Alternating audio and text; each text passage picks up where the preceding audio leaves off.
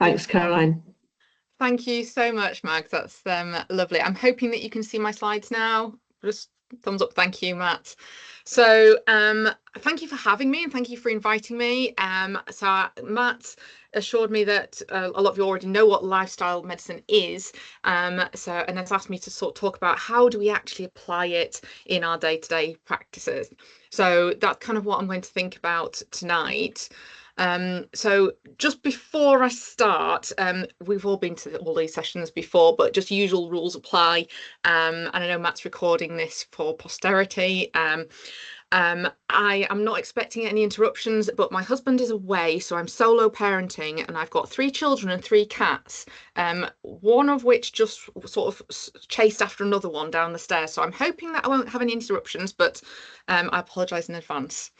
I'll start by introducing myself a little bit, and then I'm going to go through what I like to call the Life Med method, which is all about that practical. How do you use lifestyle medicine in your practice, and hopefully give you some tips that you can take away and put into practice tomorrow. So, as I said, my name's Caroline. I am a GP. I am based in County Durham. I live in Barnard Castle, which no one had ever heard of until COVID times. And my working life is pretty varied. So I met Matt many years ago now when I was working as a salaried GP in Darlington. But nowadays I am a GP with an extended role in lifestyle medicine. I work for County Durham and Darlington Foundation Trust 2 days a week in my clinical role. And 3 days a week I'm also a health coach, and I do coaching and coaching supervision. I have lots of portfolio roles. I'm a GP mentor for GPs who are on the New to Practice Fellowship Scheme. I do some independent practice in health coaching, and for the last couple of years, I've been director of the Life Med community. And I'm also regional lead for the British Society of Lifestyle Medicine. So how did I get involved in all of this? So my journey into lifestyle medicine came at a time when I was really wanting to find ways to improve my own health and well-being, as well as that of my patients.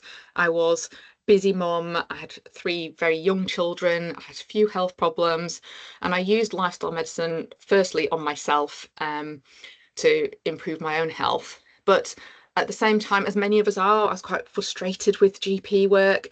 I often felt that I was treating the symptoms rather than the people. I wasn't getting to the root cause of people's issues, and it really felt like just firefighting. And in the Marmot report, he wrote the words, "What good does it do to treat people and then send them back to the conditions that made them sick?"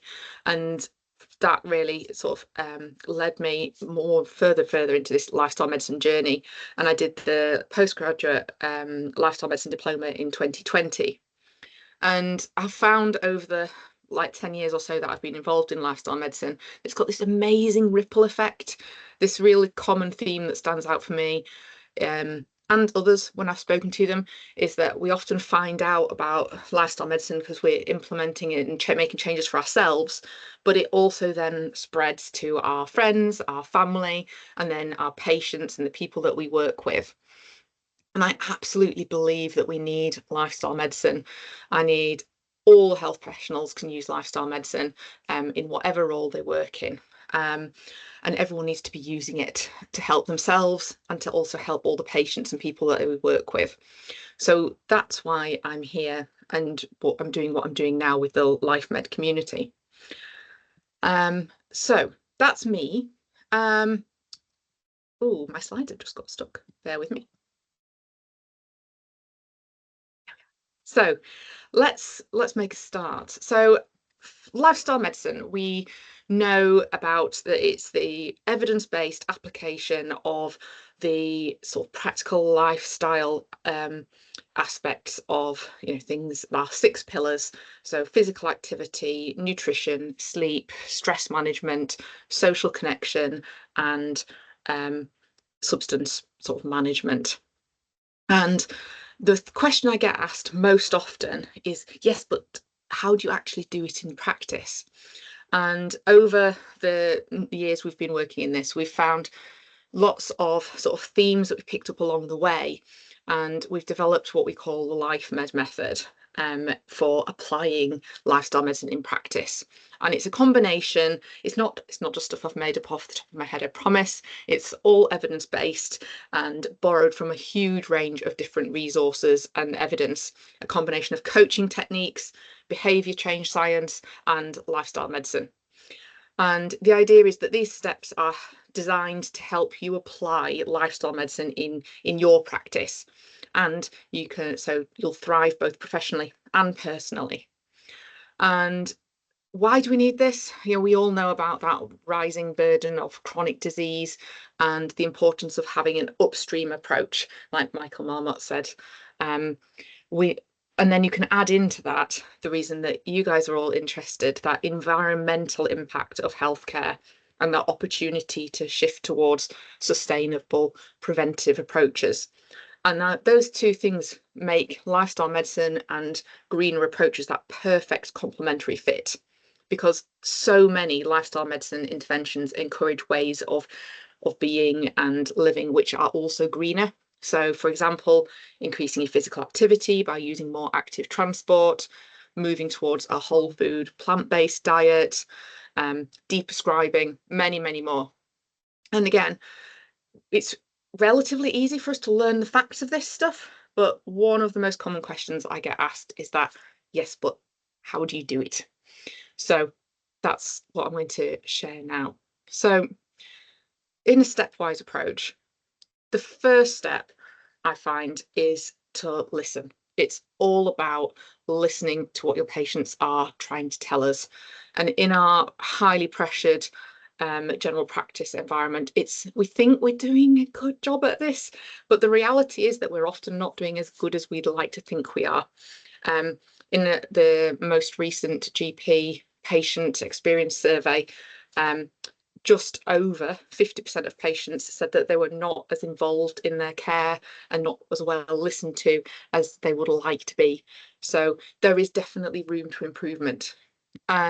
So that looks like using a coaching approach to listen, to help you really get in touch with what is important to that person that you've got in front of you, what matters to you, using your active listening skills.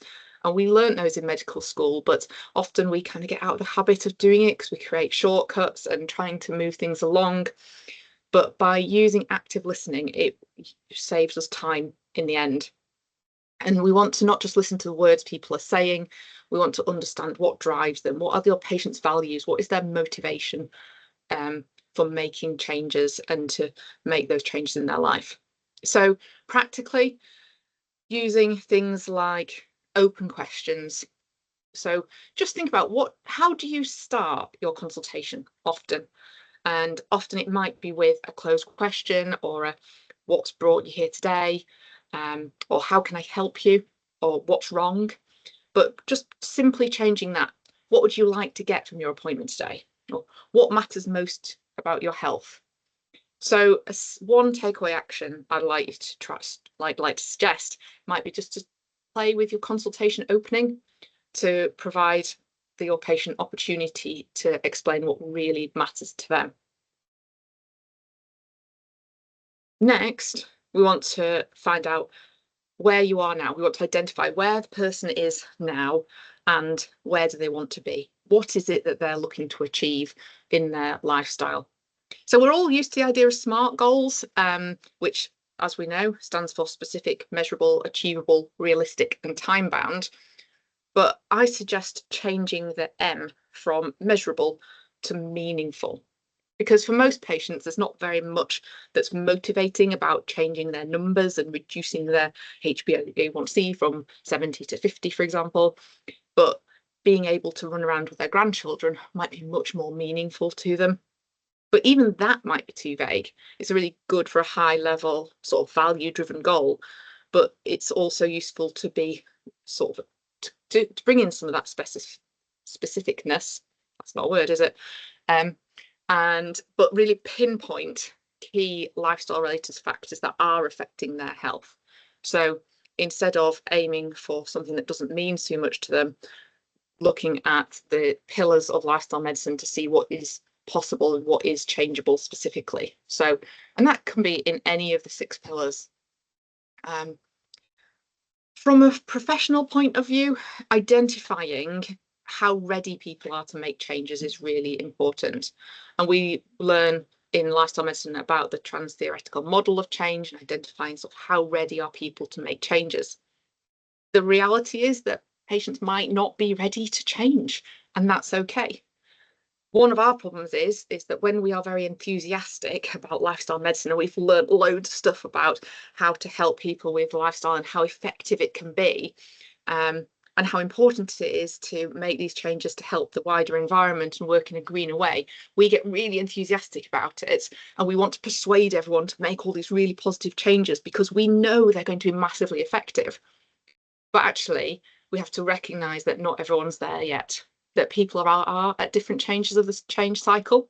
So it's okay just to offer the information and leave it there. Because often the magic happens when the person is not with you, they're not in front of you. They go away, they think about it, they mull it over. And you don't know that the change happens, but they will come back eventually. And we have to have faith that the magic happens outside the consulting room. And there is good science to share that people do need to hear messages multiple times to move them from being in that pre-contemplation stage to contemplating to taking action. So, for example, if we're going to give people smoking cessation advice, the number of patients we need to give advice to, the number we needed to treat, if you want to think about it scientifically, is somewhere between 50 and 120. That's a huge number of people we need to give these messages to. For physical activity, if we're going to move people from being sedentary to being active, people need to hear that message about 12 times. So we need to keep giving those messages and but hold the space for them and not feel the pressure in ourselves to make those changes. Once people have identified those goals, then identifying the gap between where they are now and where they want to go to is the next step, because you need to find your path to take them from where they are now to where they want to go to. And that's all about collaboration, working together with your patient to create achievable, sustainable health goals for that person. Now, you're probably listening to me talk and going, oh my goodness, she's been talking for 10 minutes already. We do not have time to do this in a consultation. So let's be realistic. We've acknowledge and share that with your patient that we have time is a very limited resource for us as GPs. So agree a shared plan with your patient. And that might look like really small goals or things that feel small to us, might not be small to our patients, but short-term goals, bringing patients back for review appointments, giving them little things to hold on to. Maybe that's writing key points or key goals on prescriptions, or even post-it notes. But whatever that is, it's got to be in agreement with your patient, tailored to what they need, ideally ideas generated by them, and specific realistic things. So that might look like, rather than just saying a plant-based diet, it might be pointing them, giving them signposting to something that's specific, that suits their needs, their budget, their preferences, their culture. There is so much that they could do and learn. So breaking things down into small, realistic steps is essential. And for patients to make changes, it's often uncomfortable to move out of that familiar comfort zone. But when we push people out of their comfort zone, that's where growth happens. So to find that bravery to move people out of their comfort zone, we need to help them to feel empowered, which is our next step. Step 4 is all about creating a positive mindset and helping people to believe in themselves that they can make changes. Modern life and modern society is incredibly overwhelming with the amount of information that is out there and misinformation that is out there. So people can get really overwhelmed and then get stuck in inaction. So giving people sources of reliable information and helping them to find areas for various sources of support is really important. So you guys have got all, you're the experts in greener practice. You know where to signpost people to help them, give them reliable information. So about how making those lifestyle changes that fit will help move them forward. So, but at the same time, acknowledging that it's really difficult, offering empathy, acknowledging that it's not easy to make changes, but helping people to find things that do work for them, to notice when it's going well, using that sort of positive mindset to move forwards. So for us in a GP consultation, it might just be as simple as asking, what is one small step that you can take to move forward with this today? Something that they can identify for themselves that feels manageable, just to take those first steps to move them forward. For people who need more support to do this, use your wider team. Health coaches, if your PCN has one. If they don't, get them to get one. Health coaches are amazing. And the other supported self-management roles, so social prescribers, link workers, care coordinators, those people are worth their weight in gold and are absolutely vital. So get to know your team if you don't already. And the idea of this is to get those first steps to move people forwards. So once you're moving forwards, because we need people to move forwards, because action's what creates results. Now, moving forward, it doesn't have to be perfect, but it does have to start. And we come back to our coaching techniques to help enhance motivation. So that might be, again, reinforcing the positive changes they have already made, finding out what works for them. Got to remember not to be got to remember to not be judgmental. So it might sound like something that's relatively easy for us. You know, a patient who wants to walk to work, and they only live 10 minutes from work, but that might be too big an ask for them. So what steps can they take in the right direction? Can they take public transport instead of driving? And as you'll know, that improves both their health and their carbon footprint. So what will move you forward in the right way? One way to help people move forward is to find something that they can really engage with, that it's enjoyable for them, that it's meaningful. And if patients can lean into things that they are, if it's enjoyable, they're more likely to do it. If it's something that they're good at, then they're more likely to do it, particularly if they can leverage some of their strengths, because using your strengths is associated with better well-being. That comes from Positive Psychology by Martin Seligman, wrote a book called Flourish, very good, highly recommend reading that one. And as well as doing things that you're good at, that you enjoy, Seligman also talks about having positive relationships and engaging with other people with shared interests, because that's really powerful with supporting you to keep going, to make progress and to move forwards. And that's really helpful for people when they're wanting to make lifestyle changes, because they can work through ideas with people, share their experience, and to keep them on track with moving forwards. Now, a common barrier for patients might be lack of access to community resources or support, which might be due to their condition, sort of where they're living. It might be environmental, it might be social, economic, might be just affordability, for example. And again, this is where our team is really helpful. Link workers, again, really helpful with addressing some of those barriers. But even simple reframing, shifting people's focus from what they can't do to what they can do. So, for example, if we're thinking about changing diet, rather than cutting things out, so want to move away from processed meat, rather than focusing on what you can't have, focus on what you can have. Look at all these exciting, flavorful, colourful plant-based meals that you can enjoy, and that makes it much more positive, much more enjoyable. And lastly, it's about discovering what works. So recognizing that it won't go right the first time.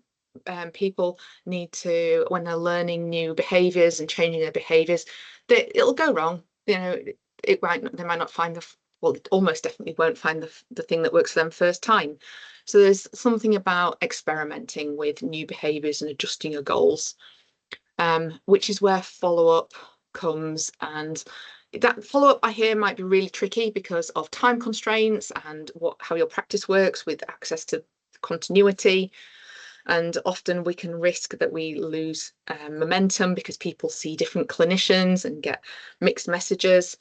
So our role as clinicians is to find opportunities to check in and monitor and try and provide that continuity wherever possible. But lifestyle medicine isn't a one-shot thing. It is a journey of lifelong learning and adaptation. So just acknowledging and accepting that things will get stuck, things will stop working, because things do change all the time. So if you meet an obstacle, that's sort of a sign to take a step back and start again at L and think, right, what am I doing and why am I doing it?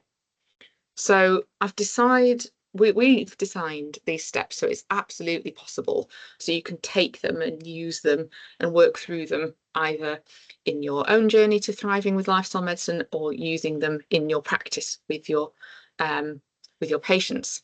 And if we think about us as clinicians, that's just as applicable. So if we want to move forward with applying lifestyle medicine, first step for us is to listen to yourself. What do you really want from your work? Many of us are stuck in this sort of this 10-minute consultation loop with overwhelm, overwork, just sort of hovering on the edge of burnout. But listen to yourself. What's important to you? What really matters to you? And then if you want to make changes in your practice and use a lifestyle medicine approach, listen to what's happening with your colleagues, to the system. What are the pain points that lifestyle medicine and greener approach practice might help address? Because when you know what really matters, then you can identify where you are now and then where you want to be. And now you absolutely don't need all the answers. You don't need an exact idea of what you want to do, but you need a sense of direction. And actually, if you have some flexibility, it's probably a good thing because your goal often changes as you go forwards. But having that sense of direction gives you that sense of purpose, and helps us to move forward with intention. So we're not just on autopilot firefighting all the time, living in this sort of endless rush of urgent tasks and other people's priorities and spending lots of time working on the wrong thing. There's a nice analogy there about we spend all this time climbing ladders and get to the top only to find we've propped up against the wrong wall. So as professionals, I ask you to be really clear about what you want. Is it to use your lifestyle medicine in daily practice, or is it to do things totally differently? Do you want to do group consultations? Do you want to do community projects? Do you want to do more integrated ways of working? Do you want to do something totally different? And once you've got that clarity, then you can find your own path. Now, we find so many barriers along the way, and we talk about the system not being ready for change or not allowing change. We have time restrictions, we have issues about finding funding and reimbursement and incentive structures not being friendly.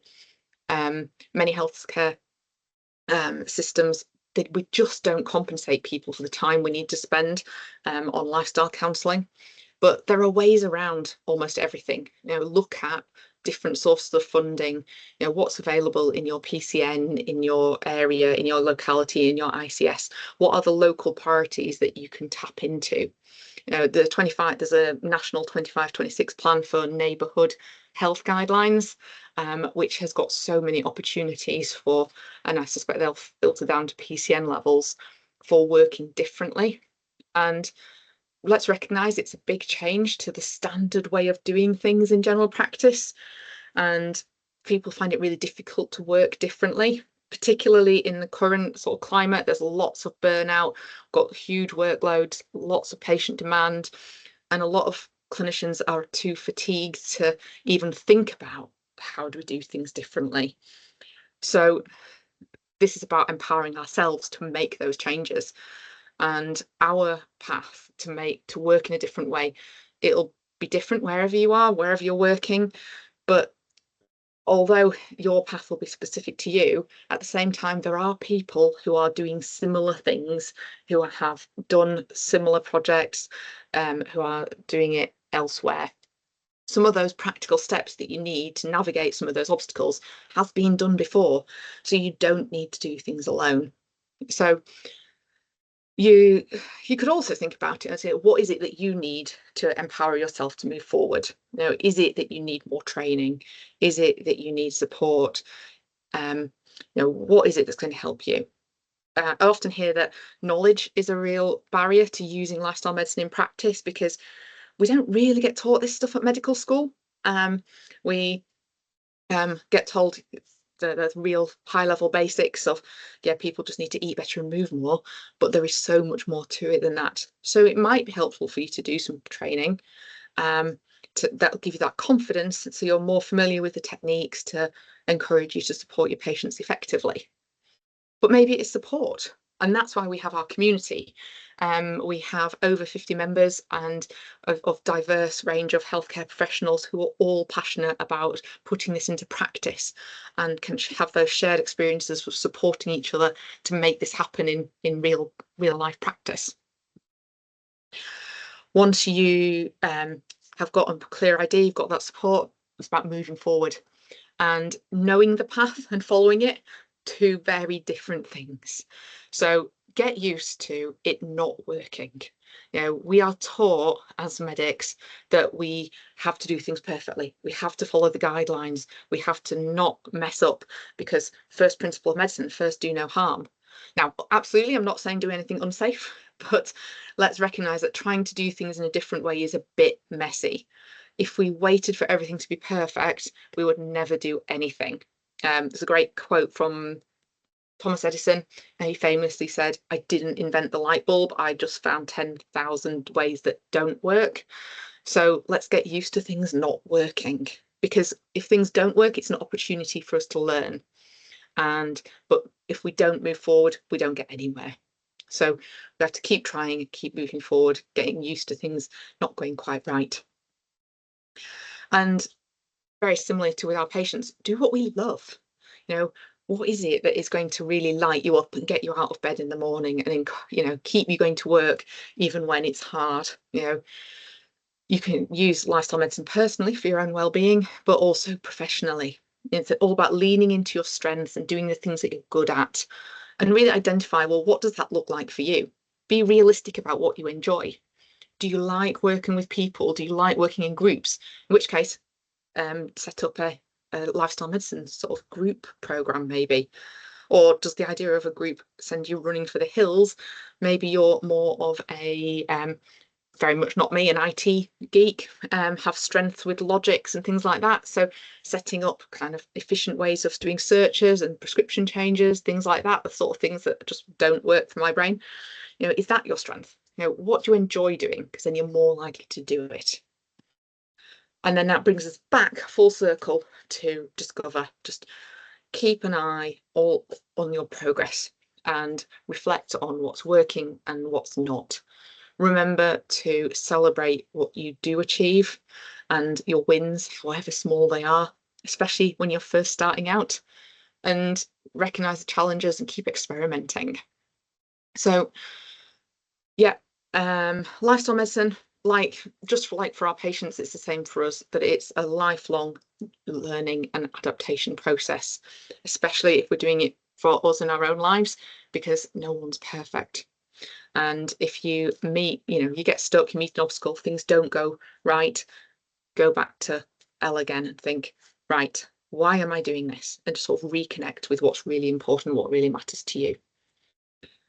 So I hope I haven't overrun too much. Just like before I finish, just to say that in summary, the lifestyle medicine really aligns with the greener practice because of all of the things we sort of talked about. And I've hopefully that there are a few things that you can pick out of all of that you can go and use. And I'd just like you to take a minute now and just think, what one thing am I going to go and do differently next week? And we do have loads of resources in our community for support to put all of this into practice. We have a growing community of people who are interested in this kind of thing, who really want to apply lifestyle medicine into practice. We have an online forum, a WhatsApp group, and regular live sessions, and we cover a range of different things. How do you put this into practice? How can you use coaching approaches with your patients? And how, what knowledge do you need to underpin all of this? And we do monthly reflective practice where we can sit and mull it all over and go, I did this with this person and this happened, and what do you think? It's like really sharing experience and expertise in the group. So don't take my word for it. Take the word of our members, who are lovely, lovely, lovely people, who say very kind things about us. And I'm delighted to have these people on, who are doing great work, really putting all this stuff into practice. I hope I'm allowed to sort of plug our membership. So I'd like to just say thank you for listening to me, for putting up with me for the last 20 minutes. I will offer you a discount if you would like to join our community.